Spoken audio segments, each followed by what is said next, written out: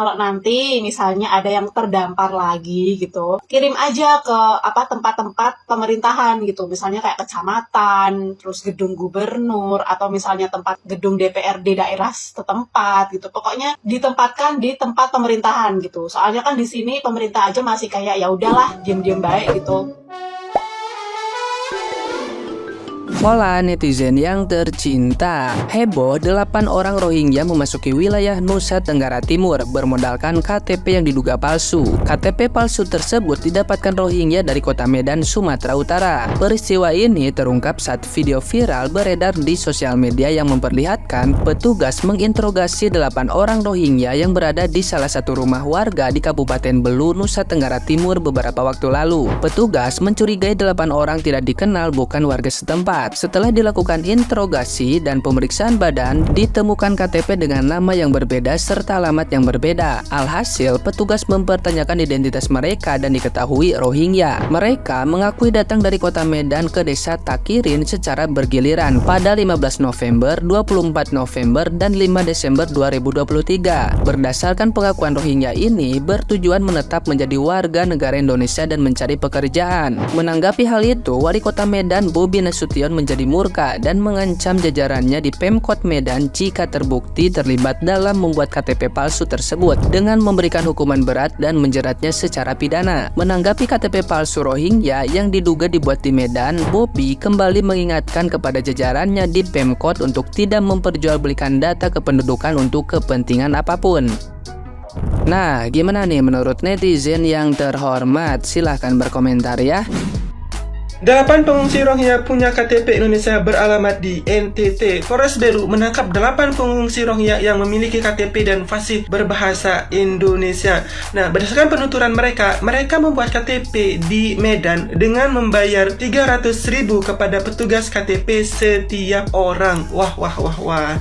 Ini kayaknya Rohingya sudah menyebar di Indonesia nih kawan-kawan. Bagaimana tanggapan Anda? Nah, coba cek di kawasan Anda, apakah sudah ada pengungsi Rohingya atau tidak kayak gitu. Karena apa? Ternyata sudah ada yang main di belakang, apalagi petugas KTP. Katanya petugas KTP yang mana nih? Perlu diselidiki lebih dalam lagi.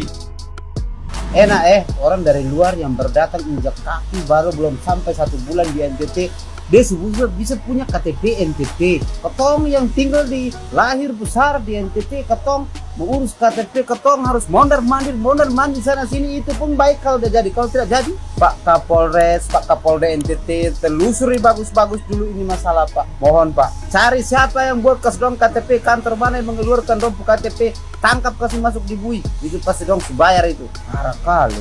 Ya, mau bagaimana lah, itulah NTT. Sau gele yahoo. Loh, Kak, bahaya tadi. Yang seperti ini namanya gajah di pelupuk matanya tidak tampak, tapi semut di seberang lautan nampak. Ya ini namanya. Wih bro, itu loh pelanggaran HAM dan penculikan mahasiswa itu yang perlu itu diselesaikan. Perlu diselesaikan itu bro. Jangan yang jauh-jauh, yang di depan mata aja. Pelanggaran HAM. Dan menghilangkan mahasiswa, 13 mahasiswa itu yang sampai sekarang nggak tahu kuburannya itu loh. Dibuang kemana itu yang penting.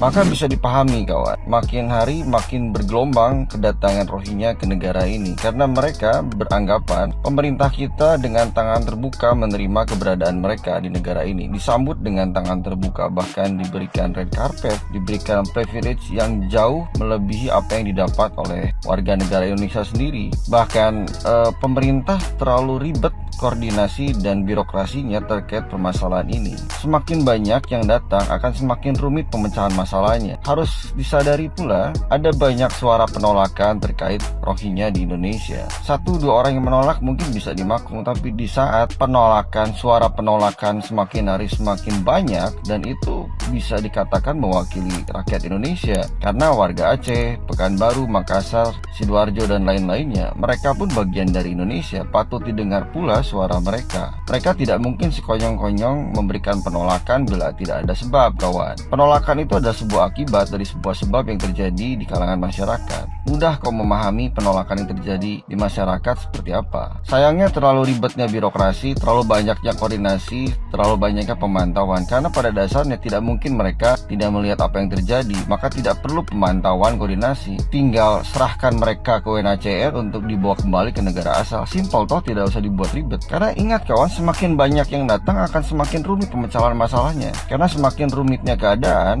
akan potensi konflik di kalangan masyarakat itu akan semakin besar. Jangan sampai pada akhirnya rakyat yang bergerak seakan-akan tidak ada rasa percaya terhadap negara ini, tidak ada rasa percaya terhadap institusi ini. Akhirnya mereka bergerak dengan sendirinya, dengan cara mereka sendiri. Jangan sampai menunggu hal tersebut terjadi, kawan. Maka segeralah angkat kaki dari negara Indonesia, segeralah tindak lanjuti agar pengungsi yang katanya pengungsi, oke?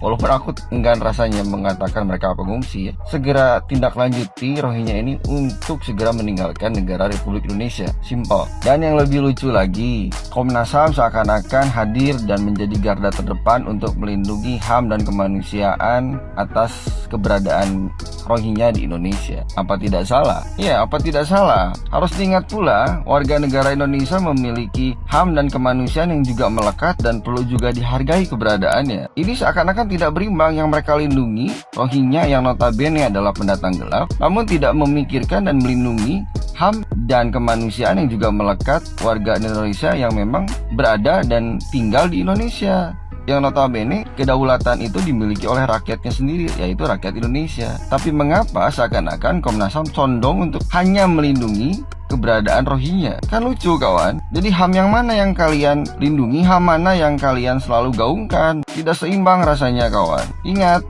mereka dalam hal ini Rohingya bukan pengungsi. Mereka ini pendatang gelap, pendatang ilegal. Oke, memang mereka pun manusia, memiliki HAM, memiliki kemanusiaan yang harus dihargai. Oke, fine. Aku tidak akan juga menafikan hal tersebut. Tapi tolong dong dikasih hal yang berimbang untuk dilihat dan hargai keberadaan dari warga negara Indonesia yang sebenarnya jauh lebih diinjak-injak harga diri, HAM-nya, kemanusiaannya oleh lembaga tertentu dan terutama oleh pengungsi yang dikatakan pengungsi oleh orang ya, yaitu ya Rohingya. Jadi tolong fair lah dalam menilai segala sesuatu dan kondisinya, kawan. Terima kasih.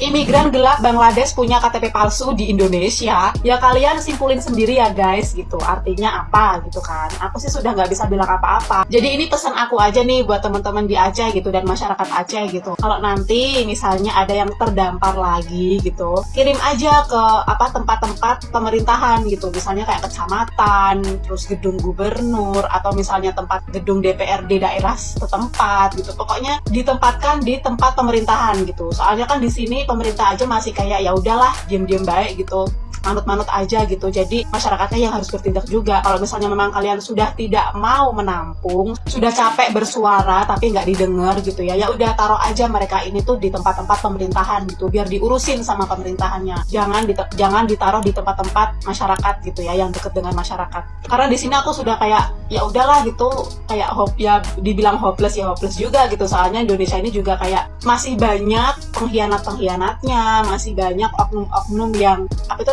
yang tidak nasionalis gitu, dan keamanannya juga masih di bawah standar kalau menurut gue gitu. Terus ini mau ngasih tempat ke imigran atau orang-orang asing gitu. Padahal nanti gimana kalau mereka pada kabur terus nyusup ke tempat-tempat masyarakat gitu, terus bikin onar gitu kan. Nah, kita coba nurut pemerintahan dulu gitu, ini maunya sampai gimana gitu. Terus pokoknya kalau ada yang datang lagi, ditaruh di tempat atau gedung-gedung pemerintah aja gitu, jangan ditaruh di sekitaran masyarakat. Semangat bersatu warga Aceh gitu, karena aku di sini di Jawa, jadi ya aku cuma bisa berusaha membantu dengan bersuara gitu ya. Ya tetap bersatu ya warga Aceh. Bye. Kali ini kita akan membahas isu Rohingya ya, yang mana akhir-akhir ini saya mendengar masyarakat membawa sendiri orang-orang Rohingya ke kantor gubernur. Ini betul-betul cadas ini. Jadi saya ingin memberikan sebuah pandangan ya, bahwa kita jangan terlalu ekstrim juga ya menanggapi tentang Rohingya ini. Karena saya melihat informasi-informasi yang beredar di masyarakat, di VT-VT, di medsos-medsos itu sepertinya tidak alami. Ya, ada tendensinya, dan kalau dicocok-cocok logi kan bisa kemana-mana ceritanya. Mari kita akan membahas ilmu cocok logi saya. Jadi sebenarnya banyak sekali ya narasi-narasi di VT-VT, di medsos-medsos itu begini tulisannya. Kita kan sudah membantu orang Rohingya 5 tahun silam, 7 tahun silam lah ya. Saat itu kitalah orang yang paling dermawan memperjuangkan mereka ya. Dan ini dikait-kaitkan dengan apa yang terjadi di Timur Tengah, apa yang terjadi di Israel dan Palestina. Ya, jadi kita mendukung Palestina dibuat begini. Suatu saat orang-orang Palestina juga akan melakukan apa yang orang-orang Rohingya lakukan ya. Terus ada caption-caption, makan tuh seiman, makan tuh bla bla bla ya, itulah.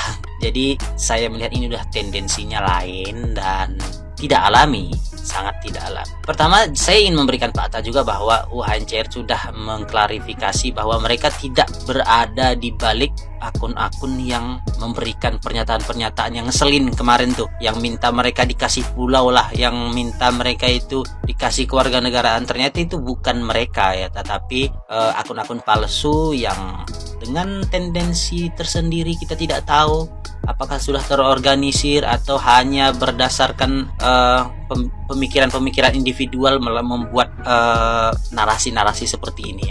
Yang jelas UNHCR itu membantah mereka dibalik dari akun-akun tersebut ya. Kemudian banyak juga yang membuat VT-VT seperti ini. Saya masih nganggur ya, tapi pengungsi mendapat uang saku sekian, mendapat gaji sekian, padahal kerjaan cuma makan tidur. Pertama, saya ingin mengatakan bahwa mereka itu mendapatkan dana, mereka itu dibiayai oleh UNHCR ya. UNHCR ini juga banyak orang nggak paham. Jadi UNHCR ini adalah komisioner yang komisioner PBB ya, United Nation, yang membidangi masalah-masalah pengungsian di seluruh dunia ya. Jadi dananya juga dari dunia ya, dari United Nation ya, bukan dari anggaran yang ada di Indonesia ya. Pasti ada juga sumbangsih dari orang-orang Indonesia, baik dari pemerintahnya ataupun dari masyarakatnya, tetapi itu tidak resmi dan tidak kontinu ya. Sekedar kalau mereka memberikan sembako itu kan sekedar bantuan seperti itu aja ya, tapi nggak ada paksaan harus ngasih terus ya. Kalaupun nggak ngasih ya, United Nation mentalangi semua dananya dan mereka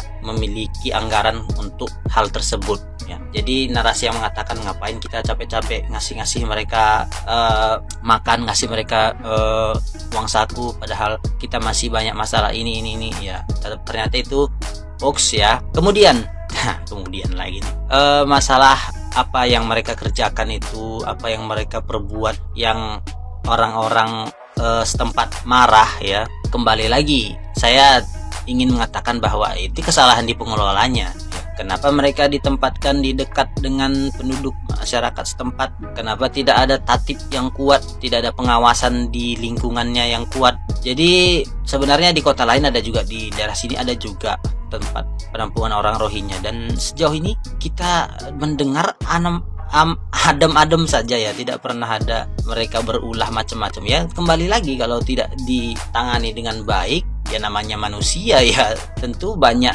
ulahnya ya itu.